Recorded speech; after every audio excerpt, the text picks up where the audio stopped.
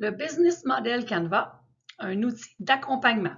C'est le sujet de cette infocapsule présentée par Nova Stratégie. Donc, pour commencer, c'est quoi le Business Model Canva? C'est un outil de planification, un outil développé pour les entreprises par Alexander Osterwalder et Yves Pigneur en collaboration avec beaucoup de professionnels à travers le monde, en fait à travers 45 pays. Et on retrouve là tous les outils autour du Business Model Canva sur le site de strategizer.com. Donc, n'hésitez pas à vous y référer au besoin. Ceci étant, la présentation d'aujourd'hui, ça concerne qu'est-ce qu'on peut faire avec ça en tant que conseiller, comment on peut l'utiliser en tant qu'outil d'accompagnement. En fait, c'est un outil qui va permettre de planifier un démarrage, de planifier une croissance, de planifier le développement d'un nouveau produit, d'un changement en fait dans notre modèle d'affaires. Donc, pour commencer, je vous explique brièvement les sections qui composent la maquette du modèle d'affaires. En fait, il y a 9 sections. Ces 9 sections-là vont faire l'ensemble de la structure d'une entreprise. Donc, au centre de la maquette, on va retrouver la proposition de valeur. La proposition de valeur, c'est pas un hasard qu'elle soit au centre parce que c'est la raison d'être de l'entreprise. C'est ce qu'elle offre, le bénéfice qu'elle va générer, les besoins auxquels elle va répondre. Donc, à qui on va l'offrir? Ça sera nos segments de marché. Donc, à droite de la maquette, on va voir les différents segments de marché de l'entrepreneur. Dans mon exemple, j'ai mis 3 segments différents sous 3 couleurs. Donc, on va identifier à cet endroit-là les segments. Ensuite, toujours avec la proposition de valeur, les segments, on va vérifier la relation que notre entrepreneur va entretenir avec ses clients. Puis ça, ça va être influencé beaucoup par ce que les clients s'attendent à avoir comme service, comme expérience. Et pour ça, il va y avoir des canaux aussi, les canaux de communication, les canaux de distribution que l'entrepreneur va choisir vont être influencé de près par le type de relation qu'il veut développer avec ses clients. Donc, on voit que le côté droit de la maquette en ce moment où il y a des icônes, c'est vraiment ce qui concerne les clients. Ensuite de ça, quand on se déplace du côté gauche, on est toujours en lien avec la fameuse proposition de valeur, la raison d'être de notre entrepreneur, de son entreprise. Et là, on va avoir des activités clés. Les activités clés, c'est ce qu'il doit faire pour proposer de la valeur finalement à ses clients. Et pour faire ces activités-là, il va avoir besoin de ressources. Donc, on a aussi des ressources clés qui vont être les ressources internes de l'entreprise. Et ce qu'il n'y aura pas comme ressources à l'interne, il va probablement les chercher avec des partenaires. Donc, l'autre élément dans la maquette, complètement à gauche, c'est tous les partenaires autour, les fournisseurs, le banquier, les collaborateurs, tous les liens que l'entreprise va développer avec des acteurs autour. Donc, il y a le mot-clé un peu partout dans la maquette, donc il faut faire attention. On parle ici de mots, effectivement, parce que la maquette du Business Model Canva, ça se veut très visuel. Donc, on va mettre des post-it ou des mots ou des icônes comme à l'écran. Et finalement, les dernières parties qu'on n'a pas encore discutées, c'est les revenus et les coûts.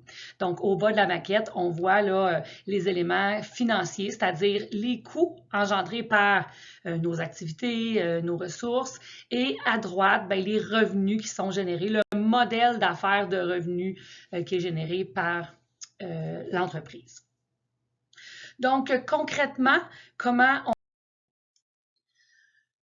on va utiliser la maquette du Business Model Canva? On va l'utiliser comme un outil pour prendre des notes, en fait, sur le projet de notre client.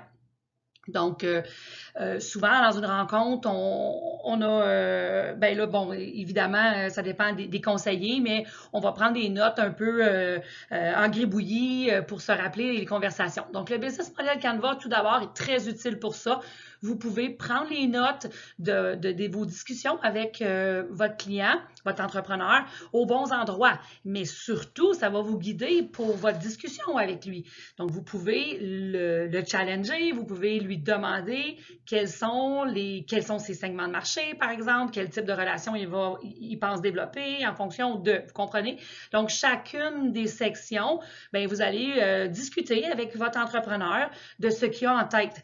Puis là, bien, ça va pouvoir vous permettre de voir il est où dans son avancement, dans le cas d'un démarrage, par exemple. Et dans le cas d'une croissance, bien, ça va vous permettre de voir avec lui, OK, on va regarder la situation actuelle et on pourrait regarder après ça les impacts, toujours dans une option de visuel. Parce qu'on l'a dit, c'est la méthode, je l'ai dit tantôt, c'est-à-dire c'est la méthode post-it. Hein? L'idée, c'est de mettre seulement des éléments très visuels, de couleurs, parce qu'on peut premièrement, on peut changer d'idée, on peut les changer de place, mais on pourra aussi voir l'impact si on enlève, par exemple, un segment de marché ou si on l'ajoute ou si on perd un partenaire clé. Donc, visuellement, en enlevant le post-it, le fameux post-it, on pourra voir s'il y a si ça va avoir un impact. Parce qu'un des éléments de la maquette, c'est que ça nous permet de voir tous les liens qu'il peut avoir entre nos différents blocs. Donc, je attire votre attention sur l'élément central qui est la proposition de valeur parce que les auteurs là, de la méthode du business model ont aussi développé une autre maquette qui, elle, est vraiment faite uniquement pour travailler sur la proposition de valeur de l'entreprise. Donc, je vous montre ça à l'instant, la fameuse maquette de la proposition de valeur. C'est celle-ci. C'est une maquette en deux parties. La première étant le profil du client. Donc, l'élément de droite, c'est le profil de mon client que je vais décliner en trois éléments, c'est-à-dire ses aspirations, c'est-à-dire ce qu'il a à faire, ses besoins au jour le jour, toujours en lien avec le projet là, d'entreprise de notre client entrepreneur. Donc, quels sont les besoins de ses clients à lui? Ensuite, il y a les problèmes que les clients éprouvent là, pour arriver à répondre à leurs besoins, à leurs aspirations. Et enfin, il y a les bénéfices que les clients recherchent via ces besoins qu'ils veulent combler. Ensuite, on a, après le profil du client, on a à gauche la carte des valeurs. Donc, la carte des valeurs va représenter les éléments, là, en fait, que l'entreprise va offrir. Donc, la solution qu'elle va proposer à des problèmes, les produits et services qu'elle va offrir et les bénéfices qu'elle va générer. Pour utiliser cette maquette-là, ben, en fait, il y a un élément central. L'élément qu'on va rechercher, ça se trouve à être l'adéquation entre la carte des valeurs et le profil du client. C'est-à-dire, est-ce que ce que j'offre en tant qu'entreprise, est-ce que la carte des valeurs répond vraiment à ce que mon client veut? Est-ce que ça répond à ses problèmes? Donc, pour mieux comprendre cette notion d'adéquation, je commence par vous montrer la première adéquation. En fait, il y en a trois parce qu'il faut voir les deux éléments là, de la maquette comme étant symétriques. C'est-à-dire que à gauche, dans la carte des valeurs, les produits et services que notre client va offrir doivent vraiment aider son client à répondre à ses besoins. Donc, les deux ronds en jaune qu'on voit là, c'est l'adéquation entre les deux côtés de la maquette. Est-ce que les produits et services de l'entreprise vont vraiment amener le client, acheteur, le consommateur à répondre à ses besoins et à ses aspirations?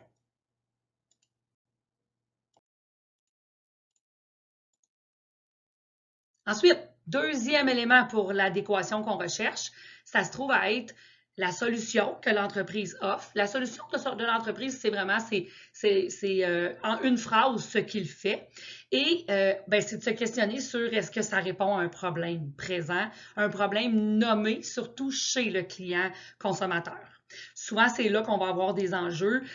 Nos entreprises ont peut-être pas vérifié qu'il y avait vraiment des problèmes en lien avec la solution qu'ils proposent.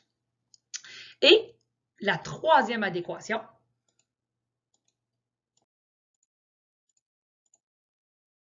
ça va être les bénéfices. Donc, est-ce que du côté de l'entreprise, la carte des valeurs, est-ce qu'elle génère les bénéfices que le client s'attend? Et pourquoi pas, est-ce qu'elle ne pourrait pas générer même des bénéfices supplémentaires, des bénéfices inattendus pour peut-être se différencier et créer un effet wow? Donc, en résumé, la maquette de proposition de valeur, c'est d'un côté la carte des valeurs qui est ce que notre client entreprise offre. De l'autre côté, à droite, on a le profil du client. Et l'idée, c'est d'aller chercher l'adéquation entre les deux et d'amener notre client à comprendre justement que son offre doit être en lien avec ce à quoi les clients s'attendent. Maintenant, quand et comment les utiliser, les maquettes? La maquette de la proposition de valeur, dans un premier temps, et la maquette du Business Model Canva, donc l'ensemble des 9 blocs de la matrice. Je vous dirais que dans tous les cas, ils sont utiles. Je vous donne quand même quelques exemples en pré-démarrage. La proposition de valeur va aider vraiment le client à se questionner sur la présence d'un besoin. Donc, la maquette de proposition de valeur va vraiment être la première à utiliser. Dans tous les cas, je vous dirais que la proposition de valeur, on travaille celle-là pour s'assurer qu'on est en adéquation. Parce que souvent, je dis à mes clients entrepreneurs, s'il n'y a pas de besoin, il n'y a pas de business.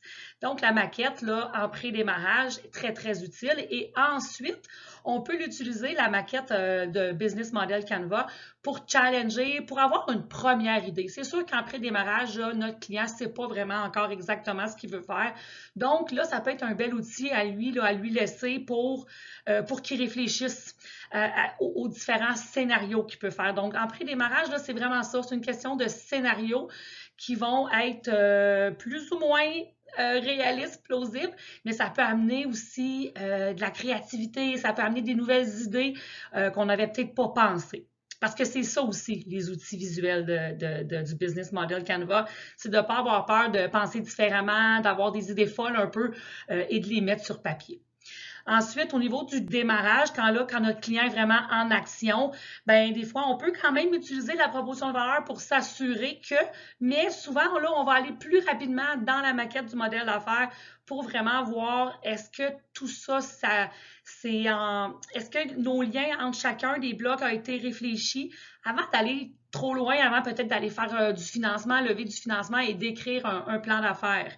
Donc, la question là, qui viendrait peut-être à ce moment-là, c'est est-ce que la maquette du modèle d'affaires va remplacer le plan d'affaires?